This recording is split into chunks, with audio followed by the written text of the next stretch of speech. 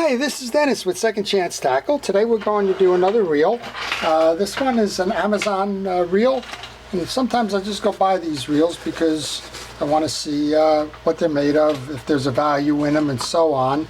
And this one's an Oddspro OD 3000. It's a 3000 size reel. As I made it was mentioned, it was a reel that was purchased on Amazon. I think the purchase price was like $27. It's a 3000 size, and I figured I'd just spend $27 and see what I get out of the deal. So you get the reel. Interestingly enough, you get a back button, the second button, I guess, if there's not one. Yep, the button's on here. So they give you a spare button for some reason, and they give you a diagram of what to expect inside the reel. So this says it's got 9 ball bearings in it. We're going to take this apart. We'll see how it's made, make some judgments on the reel maybe. And if you're interested in buying one of these, this will kind of show you what the reel is made of. And if you're interested in just learning what the current state of affairs is on sub $30 reels on Amazon, then we'll all learn this together. So I start, as many of you know, by removing the external pieces and parts. And we'll do that. I'm going to remove that button. They actually give me a spare button. I guess folks lose those from time to time. There's no question about that. So I like to put the button right back into the handle. And you can see I haven't even used this. Put the button in there, you won't lose it. And then put that into a parts tray, and that'll help you there as well. Okay, so we have a little bump cap here, trying to find out where and how to remove that. There's a little screw in the handle here that removes. Usually requires a micro screwdriver. That's not unusual. You'll find that kind of screw, and let's take this off. That'll make it a little bit easier. Take the spool off. And then you can get to this screw. Shimano uses a screw like that. Some Daiwas have a screw like that. So just, if you can't see it, don't go yanking anything. Understand that it's got to be attached somehow. And I imagine if I went to the diagram, it probably would have showed me that screw was there. But, of course, me being me.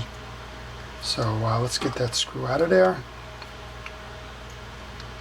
And then we can see what we can do to get these case screws out.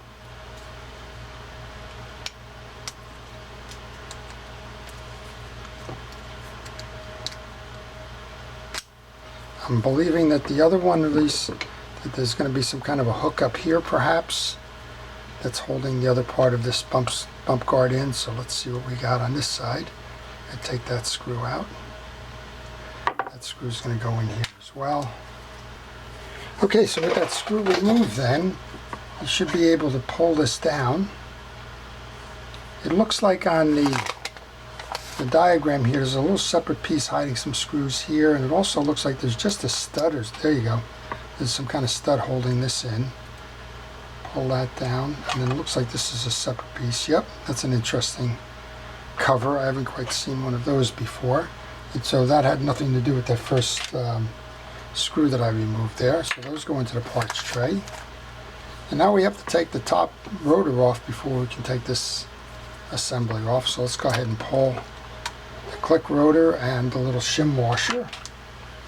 That looks to be an 11 millimeter, but it's also held in by a retaining screw. So let's go ahead and take that off. So a couple of things you're noticing. I'm wearing I'm using a parts tray, I'm wearing a latex glove, and I'm taking pictures. And I recommend that everybody takes pictures along the way. That way, if you get stuck and you don't have a parts diagram like I have here, then you have a reference point to go back to. For example, if I was wondering about how to, let's say that piece fell out here, up on this side.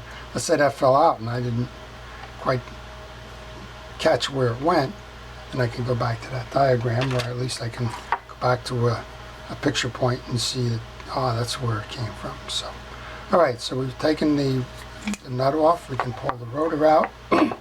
There's one of our ball bearings, so it says we have 9 ball bearings in here. This should be interesting. We'll take a look at that. I'm not going to remove the assembly. It's new. I'm not even going to doing any major maintenance on it. But here's why you want to remove that rotor.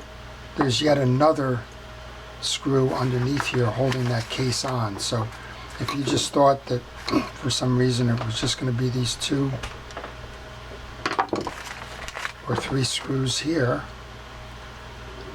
and you didn't realize there was another one underneath there, you could start prying and break the case. So,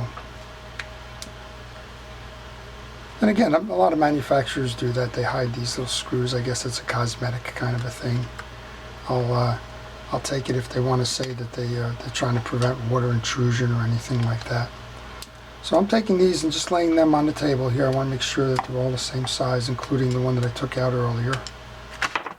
For some reason I'm thinking they're not, because I'm using different screw heads here. So if they're not the same size, you want to make sure you know where they belong. And those 2 look the same. So I think we have 3 that are the same. Let's see what this one is. Yeah, so this is the type of stuff that just can drive you crazy from time to time. So we have 2 longer screws. They go up top. We have 2 medium screws. The 2 long ones go here. The 2 mediums go here. And we have a little micro screw goes down here. So they've certainly buttoned this case up well in terms of the manufacturer. And we have a small screw there. So okay, so I'm just gonna put these off to the side. This is a look. This isn't a service, so we can leave those there. Now we should be able to remove the bottom case, and this is going to become a service. Look how dry this reel is. That's kind of amazing. I mean, so my guess is what happens here is these things are made overseas. They probably spend a long time in a warehouse. They probably spend a long time on a ship doing some other things. By the time they get here, the grease is settled. So let's go ahead and just do some things if we can. Let's see if this gear comes out without removing it. It does, so we don't have to do much. Yeah, you can see all the grease is settled inside the main gear. That's not going to do anybody any good. It needs to be in and on the gears. So I'm just going to clean that off and just refresh that grease. Same thing here. However it was shipped, it's all just kind of gone to the side plate. So the guess is it probably laid like this in the shipping container. And some folks say, boy, I've bought some new reels and they're really overloaded with grease. Well, this is some of the reason. It's all about the storage, not about the fishing. And a lot of times when you buy these reels, like I said, this reel was probably made 8-10 months, a year ago, who knows, between the time that it was manufactured, the time it's spent in a warehouse, the time somebody ordered it, the time it got on a ship and came over here. That's a lot of time, and that grease can settle during that time. Gravity does work. So I'm just going to put some more grease back on there. Now again, if you were servicing this reel, you would want to make sure that all the teeth are in good condition. Of course, this is a relatively moot point to do that since it's a new reel. It shouldn't have been cranked, so there shouldn't be any problems with that. Alright, so I put some fresh grease back on. We'll load this back in. We have the ball bearings where I need them. I still haven't counted all of them. It says that there's 9 ball bearings. I think some manufacturers just get carried away with numbers, but that's life. Don't forget these shims. As you go to put these reels back together, these shims are installed at the manufacturer, and that's to take out the slot play in the main gear and to make sure that it meshes right with the pinion gear. I get a lot of folks that say, I serviced my reel, I put it back together, and now I got a grind or I got a noise. Well, most of the time that noise is because those shims were not put on properly. Sometimes some folks have put the shim behind the bearing. That doesn't do any good, so it needs to be on the post. So pay particular attention when you're taking a reel apart about those shims. Okay, we'll put this back together. This doesn't seem like a terrible design at all. It seems like a pretty good design. It's, again, this is an under $30 reel. It's a 30 size reel. The components seem appropriate for that type of a priced reel. And the ball bearings, gosh, I guess if you went out and bought 9 ball bearings, that would cost you. So I don't know quite how this all works out, but we're going to put it back together here. We'll go up top. We'll make sure that that bearing has some oil on it. We'll make sure the one on the other side gets some oil. Then the rest, I think, is more window dressing. I think there's probably a race with manufacturers to see how many ball bearings they can put in a reel. People ask me what's the appropriate number for ball bearings. I tell them kind of 3 is where you want to look to. If you don't have 3, then you may get yourself in some trouble.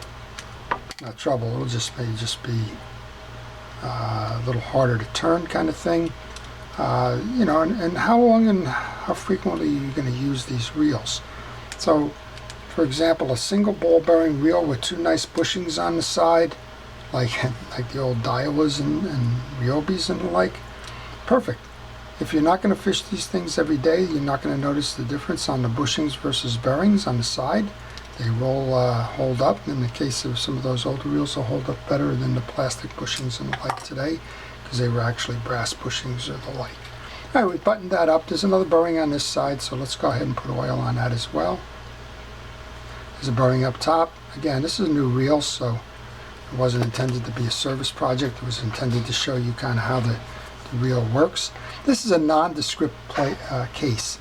There's no names, no markings, no anything on this, which tells me this is a trade reel. So even though this one's called Oddspro because it happens to be on the spool, chances are this thing's called 10 other names and sold under different brands from the same jobber over in China. So just be aware of that when you go to look at reels, that just because it says one particular brand on it doesn't necessarily mean that it's exclusive to that particular brand. I'm just buttoning this bottom case up here. That went on easier than it came off. Alright, and then we have that micro screw up here. I'll do all of that before I put the rotor back on. Alrighty to that. So we've seen the ball bearings on each side and the top. That's fine and appropriate. We're going to put the rotor back on. There's a shim that came off the bottom of that, so let's get that over. That's a bearing shim. Now we can put the rotor on. It's a simple enough trip mechanism. That's a little bit of a hold fast there. Let's get that back on.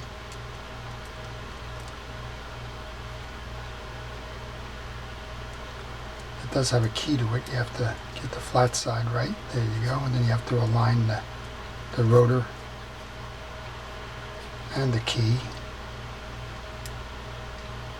I haven't done that. Looks like it goes this way. There we go. And we have the rotor nut.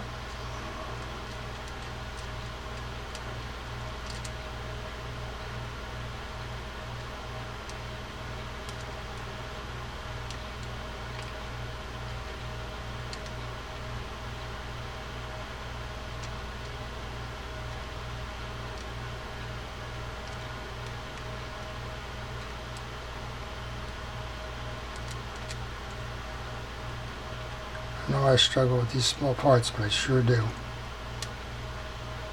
There we go. And of course this was reverse threaded, if I didn't mention that earlier. If you're starting to tighten or loosen a nut when you go to take it off and you find that it's not coming loose, check to make sure that it's not threaded the other way.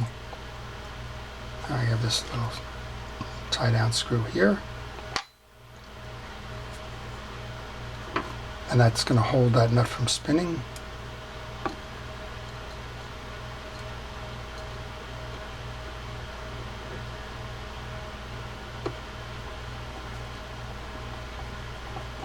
And we'll put the click ratchet back on. Put the little shim washer back on. So I saw 3 ball bearings. We're going to go take a look at the schematic just to find out where the others are. I'll give it that there's probably 1 in here on roll 4. Probably 1 on the handle, 5.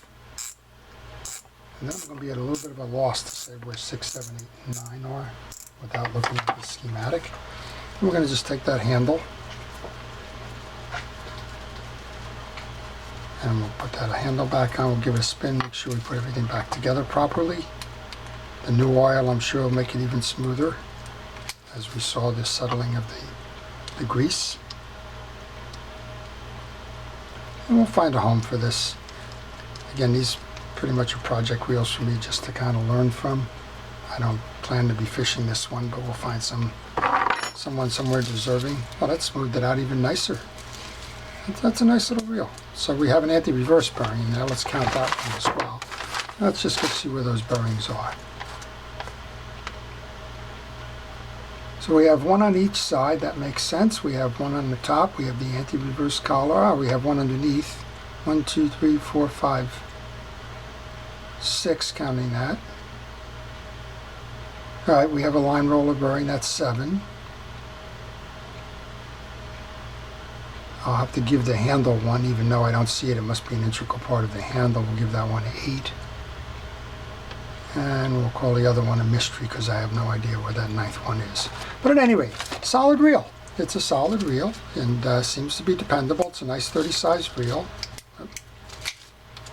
And smooth operator and under $30. So, you know, if, again, I'm not out there to promote anybody's reels, but if you're on Amazon and you see something like this, don't be afraid, I guess, is the message. Check the seller out always, right? You want to make sure that you have a reputable seller. Check the feedback and the customer ratings on a particular reel, and check the comments in that as well. You know, social media is a very powerful thing, so check that stuff out. And if everything seems like it's a quality reel, then it's worth taking a chance for the price paid. So, speaking of the price paid, there's some folks out there making a tremendous contribution to our efforts here during the pandemic. It's our first responders and essential personnel, and I want to thank them for all of their time and their efforts and their energies and everything it is that they're doing to keep us safe. And if you know one personally, please say thank you and let them know that their efforts are appreciated. And to all of those of you that are doing it, a heartfelt thank you from me as well. So with that, that's what we're going to do today, just a review of this particular reel to see how it works. And again, it's the Oddspro 3000. It's available on Amazon. And again, whether you're interested in it or not, I'm always interested in finding out what's available in today's market and what those components are. So that's why we took this one apart today. All right, this is Dennis with Second Chance Tackle. Thank you for watching.